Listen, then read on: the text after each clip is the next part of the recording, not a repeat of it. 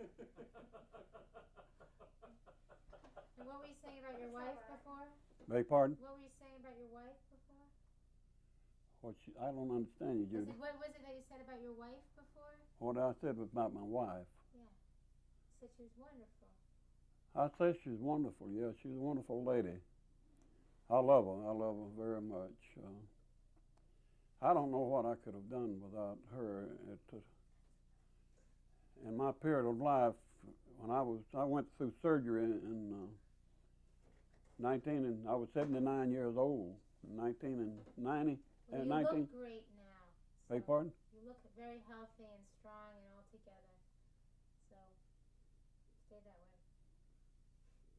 Okay. Speak very loud, Judy. I will. I want to go back to the beginning of the union, before the strike, and I'm wondering why you joined to begin with. Why I joined it? Yes, sir. Well, it was a new toy. I'd say it was a new toy to play with, and I don't know. I was just like everybody else. We weren't making any money. That's the fact. But we felt like after they gave us pretty, they're pretty smart people. The union people are. They got a good story to tell you. I'm pretty sure some of these people in this room must be organized in a union, and I'm not against them. But they got a good story to tell you, and I think the union has done a terrific job. I think they've cleaned up their house as well as the people have. But we just thought it would help us, and I was one of the ringleaders in getting them started here, and I sure was, and we're glad to do it. But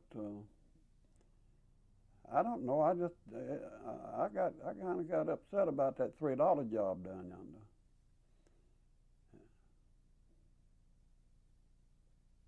Could you tell me about how were you a ringleader? How did you do that? You said you were a ringleader here in organizing in Hogansville. Describe that to me. How did I do? How were you a ringleader in the organization? Well, I've always been a ringleader.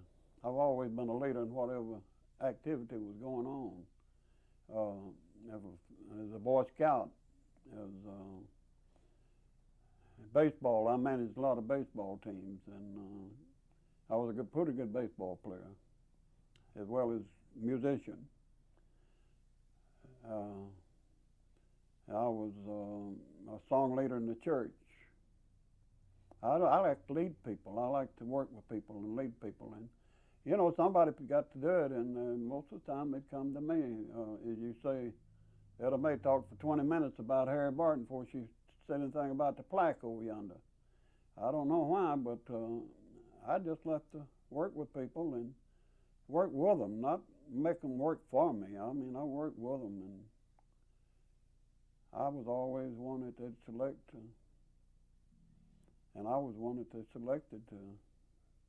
And we had some meetings, I'd say, before the union men ever come here. We had meetings I hadn't mentioned this before, but we had, 8 or 10 meetings in different places in town, and was very secretive because we didn't want to lose our jobs on account of it. But we thought it was going to help us. And I suppose in the long run, if both sides had run the house, kept the house in order like they would, it would have helped. It would have helped the people in Hogansville. But the mill company was a good company, and they overlooked a lot of things, and they hauled coal to people's houses. They had furniture, had groceries put in people's houses. It was one of the hardest drivers in this thing. They didn't do it just to my house for others. They helped them out. The mill company helped their employees. We didn't have to pay any house rent. We didn't have to pay any utility bill, anything like that. Everybody was alike. Now, why did you have to do it in secret? Well, it just a certain amount of fear came up on us, you know. I don't know. I really don't know why. Well, I'd say, well, listen, we're going to talk about this. We better not. Let's don't talk it around where we don't know who's going to be a spy in the crowd, somebody that talks out of turn, can't keep a secret like that. And I said, we just got to be careful about it. And we were pretty selective when we first started who got in these groups and talked about it. And then it began to spread, and we got a large number of people. Got the whole mill, just about it. Then it was working, I suppose it was working about 700 or 800 people down there. And then you told us that you went to LaGrange. Tell us about how you got to LaGrange and what happened when you came back. Well, the Union people provided transportation for us. Tell us why you were asked to go to LaGrange first. Well, we were asked to go down there. Would we go down there and... No, start off and say where you were going. Going to LaGrange. We were asked, would we go to LaGrange, Georgia, and work signing up people for the Union. I don't know why they selected Mr. Barton and myself, but we were the two that they asked. And we told them, well, we didn't know. We were going to find out about it. And, of course, our supervisor, who was the second hand, Mr. Johnson, he come to us and said, you boys go. I said, well, who's going to pay us? I said, well, they're going to pay you. And I said, are you sure they're going to pay us? He said, I'm sure they're going to pay you. Now, he couldn't belong to it, but he was very much in favor of it, this man was. And the rest of the story is what I told you about the $3. That's 36 hours work down there. Could you tell us that story again? Well, they asked us, they didn't ask us public in the Union Hall. They called some of us off to the side, and he and I was one of the 4 or 5. Would we be willing to go down to LaGrange and work for them down there for the Callaway Mills people? I said, well, I don't know about it. I said, I'll have to think about it a little bit. And asked the other guy. He said, well, I think I'd be glad to go. I said, well, if he feels that way, I'll go too. I said, but I got to find out from my boss. I knew that my boss was in this thing on the side, he was. And so he come to me, he said, you and Luke go down there and do this, so they need your help, and you can both do a good job. And that's when I asked him about the pay. He said, don't worry about your job here. You're not going to lose your job. I'll stand between you and your job. And so that was it. When they paid us the $3, that was it, as far as I was concerned. And Mr. Barker stayed in the Union. He stayed in it till it was over. Why do you think your supervisor had such an investment in the Union being organized? I really don't know. That's a good question. I really don't know why we were real good friends. He and I bird hunted together, rabbit hunted together, lived across the street from one another. And our children played together. And we were real close friends, and the hobbies we had, we had a togetherness that I liked and he liked, and I really don't know. I never did ask him why he wanted us to go down there and do it. He just said, you're the man that it will do the job. And so we went down there and worked and did the job. I was well pleased with what we did. But I tell you, we had some pretty tough-looking people come by there and look in that place. They never would come in there. And I wondered sometimes if we were going to leave LaGrange that day, every day. I hadn't mentioned that before, but Who were those people? I don't know didn't know any of them. I don't know whether somebody had got them to come by there and have that bulldog look at us or what. Well, I wasn't scared of them. I wasn't afraid of them a bit. They probably could have cleaned me up. One of them wasn't, but two or three of them might. But they'd stick their head in the door and then walk out. See, we're just in a small room like this. I was in a small room like this, and he was down, 4 or 5 blocks away at another place. Now, was that secret when you were signing the people up at Callaway Mills? Beg your pardon? Was it secret when you were signing up those people at Callaway Mills? When you were organizing in LaGrange, was that a secret? No, it wasn't a secret. Everybody that knew me knew I was in Mr. Barker. They knew that we were in LaGrange working for the union, signing up people in the union as a member. It cost them $1. And we turned the money, every bit of the money and all the names over to the Mr. whoever he was, and I can't ever call his name. Holohan or something like that. That sounds close enough. And he was a heck of a nice fellow up to that point. He paid me $3. I didn't think it was too much of nothing. No. If you believed in the union, did you believe in the union? Beg pardon? Did you believe in the union at the time? Well, I must have believed in something about it. I would believe in anything that would give us a better living. I think people were starving to death for something would give us a better living. Listen, the Hoover administration, up through the Hoover administration in the 1920s, honey, the cotton price fell from about, I don't know, around up 60 or 70 cents a pound down to about 6 or 8 cents a pound. And I saw bales of cotton that just rotted in people's yards. We had a hard time before, well, let's see, Hoover taken office right after Coolidge, didn't he? Anyway, it was Coolidge who was in there, and it got hard during his days in there. Now, I'm not knocking Republican people, but I was a Republican for a long time, worked hard in the Republican Party to get Nixon elected. The reason I asked that was because I'm just trying to understand why. It wasn't if your political. supervisor told you, don't worry about your job, and you went to LaGrange, I'm wondering if you believed in the union, why did that $3 bother you so much? What was wrong with $3?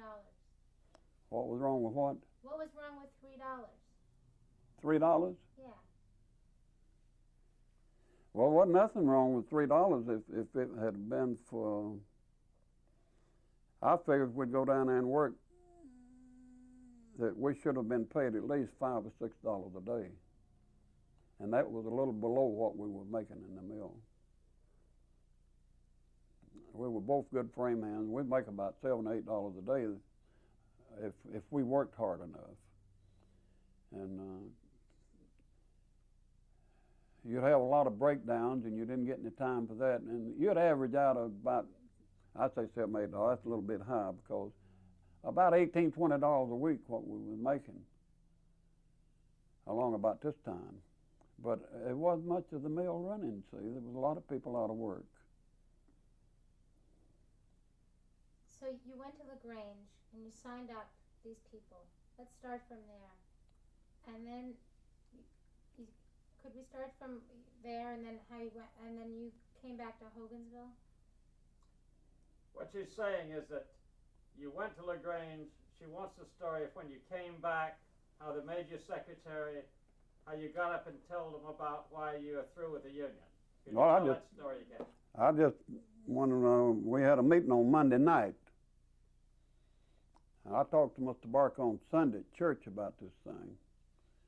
He said, well, I'm not going to quit them. He said, I'm not satisfied with what they paid us. And he said, it don't look like the union's going to help us any. If this is an indication of what the union does for you. I said, well, I'm through with the union, nobody. And I said, I'm going to tell the union so tomorrow night. And I did. I got up there and I told them, I was recording secretary, and I told the president of the union, who was Homer Welch, I said, Homer, I want to say something before you get up here. He said, all right. So I called the meeting to order, and I told him, I said, what we had been doing over the weekend. And I pulled my $3 out, and I said, this is what that gentleman paid me for 3 days' work. And Mr. Barker, the same thing. And I said, I'm going to tell you right now, I am through with the union. I don't want to have nothing else to do with it. I love every one of you in here. They're all my friends. But I walked out. That was it. Why wasn't $3 enough?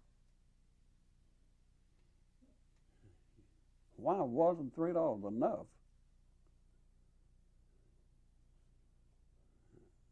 I don't understand why you ask a question like that.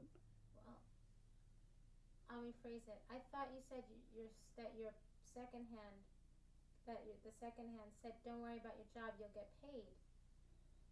Now, did he mean you get paid? We made more than $1 a day in the mill, honey. We make pretty good at that time. This particular time, I'd say I was making around $16, $18 a week. I got a little high a while ago in my estimation there, but we were doing very well. This was in 1934.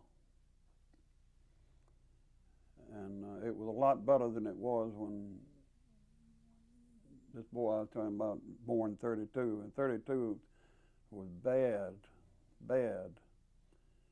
It took me about, you pay a doctor $20 to live with a baby, and it took me about a year to pay him off at 50 cents a week or whatever I could get. And it was rough, but things began to pick up a little after that.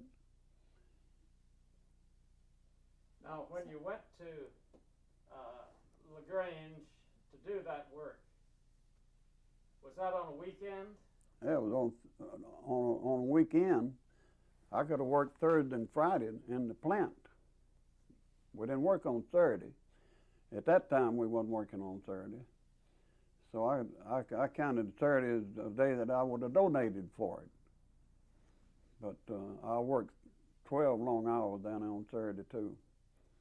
So you lost Thursday and Friday? I lost Thursday and Friday in the mill, yeah. And was there any talk about you getting paid for that time?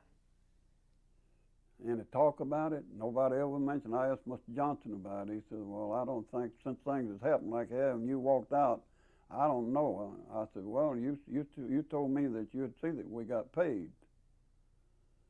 I said, you encouraged us to go, and we were working under you here in the plant. And well, he didn't want to get too involved in it anymore. And about since that came up like it did, because he had a family too, and he had a job paying him $30 a week as a supervisor. But it was wages; it wasn't salary. Now all of them was on wages. An overseer made $55 a week. All of them was on wages. The salaried people were the people down in the office, top management. Well, did anybody in management ever ask you about the union after that? Oh, yeah.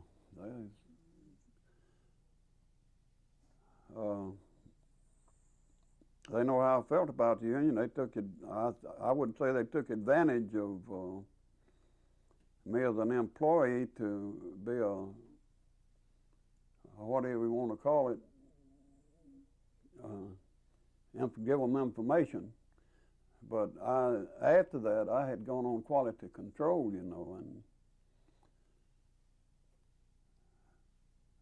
and I had 3 people that worked on quality control with me.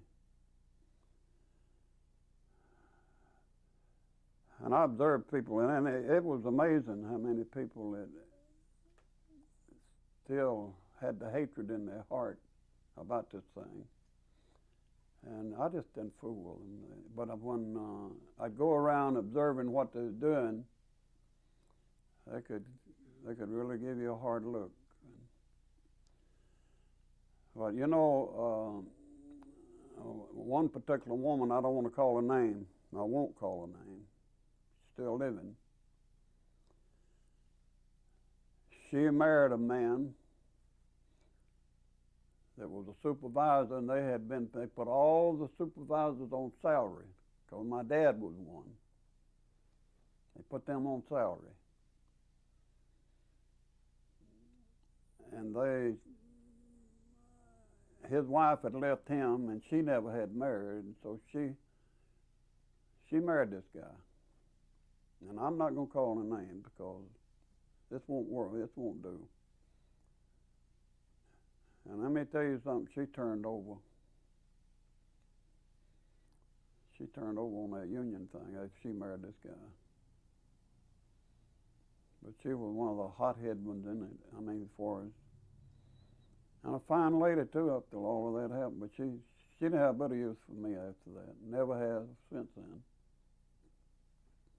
I don't have nothing against her. That's her problem. Well, that illustrates what you were telling us about it, splitting families. Splitting families. In my wife's family, she had two brothers in it, and it split their family up. And I tried to stay out from down there as much as I could around. They lived about 4 or 5 houses from us.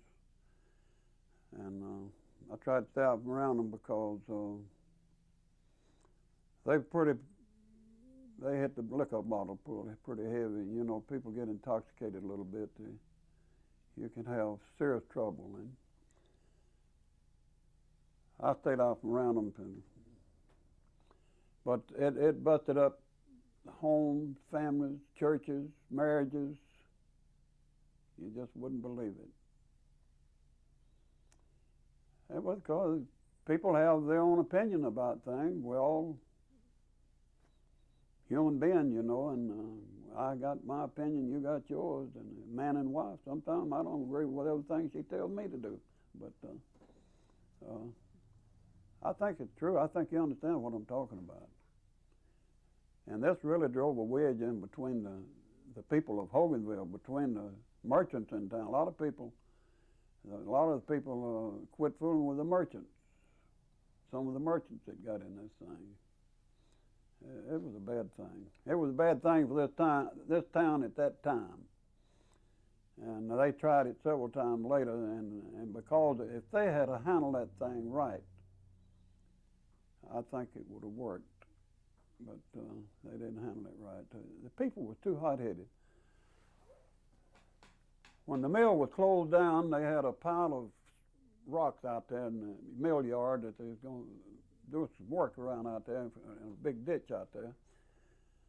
And they used that as a place to stand up on and talk to all the people.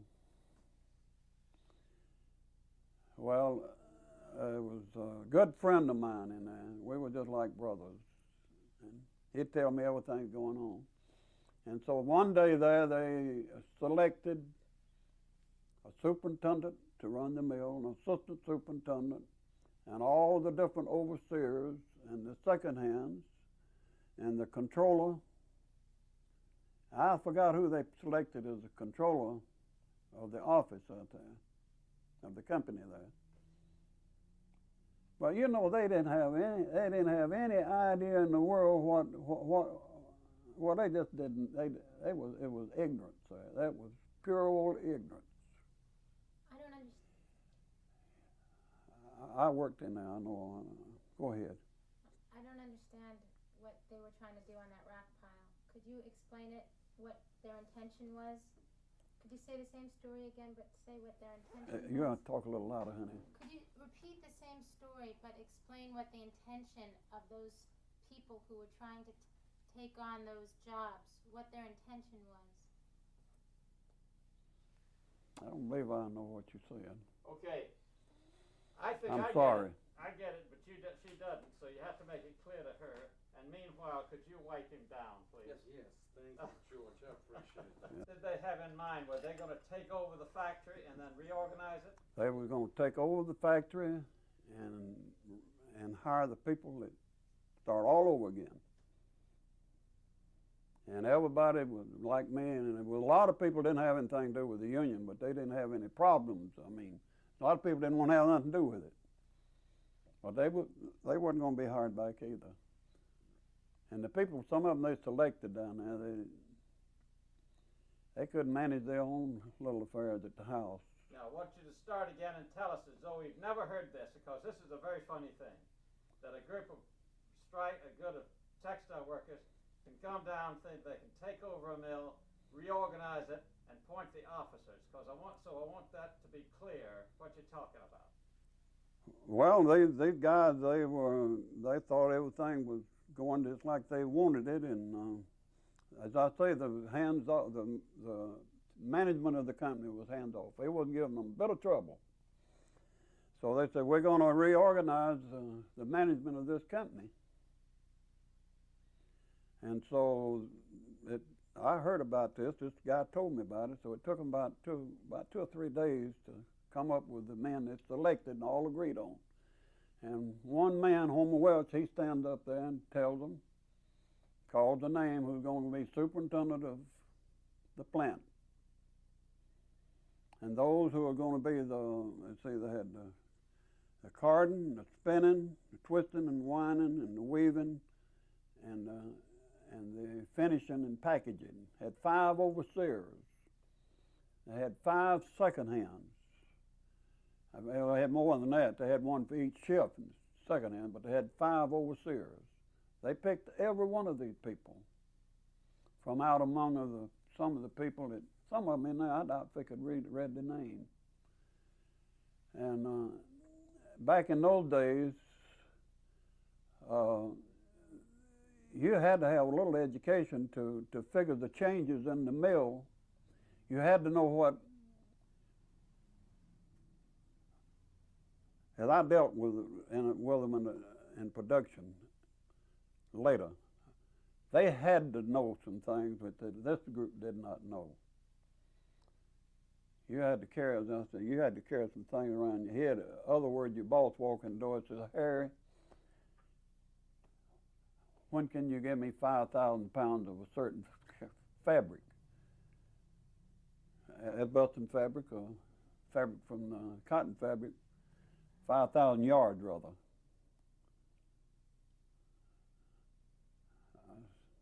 I'd get my schedule I had there.